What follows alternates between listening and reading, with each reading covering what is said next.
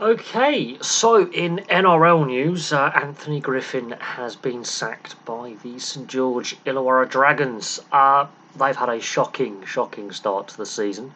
They've only won the two games so far. They're on a lengthy losing streak. They're only just above the West Tigers, who've had a bit of a resurgence in form.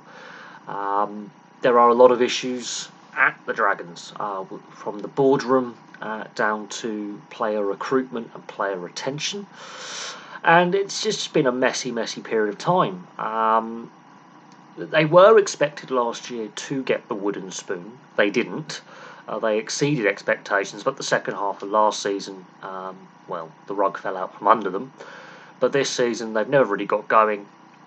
And some of the decisions Anthony Griffin's made in regards to player selection, with Zach Lomax being dropped, Jacob Liddell being dropped, has raised a few eyebrows with how he dealt with those player rotations, how he communicated his decisions to his players.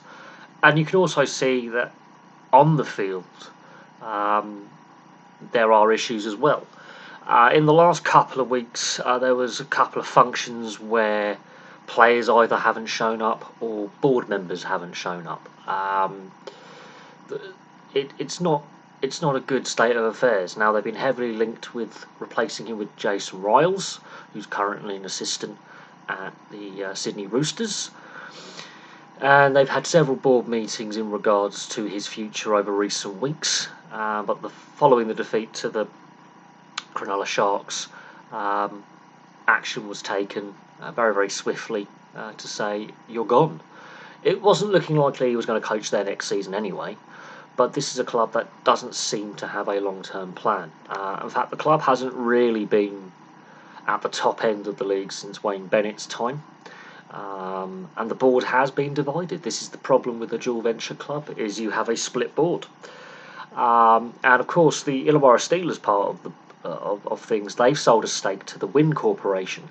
So there's a very split board. There isn't an identity with this team, and they haven't been, I wouldn't say competitive, but they haven't been successful since Wayne Bennett was there over a decade ago, and they don't regularly make the eight.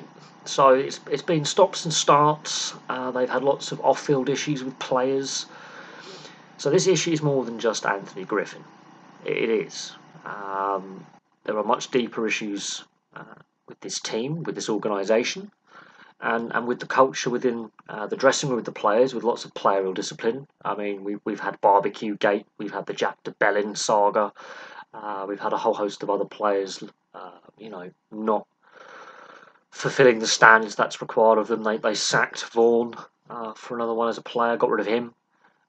So there's definitely been issues with the playing group and the culture within the playing group, player discipline, on and off the field. And then there's been a lack of direction from board level all the way down to grassroots, a lack of direction when it comes to scouting of players, signing of players, player retention, the contracts players are on. And then now there's the situation of what happens with Ben Hunt. Going forward, is he likely to move on from the club? And he's been consistently their best player for 3 or 4 seasons. So there's a lot of issues within the Dragons organisation, and they look very likely to be contesting for a wooden spoon. So there we go. Anthony Griffin has been sacked by the St George-Illawarra Dragons.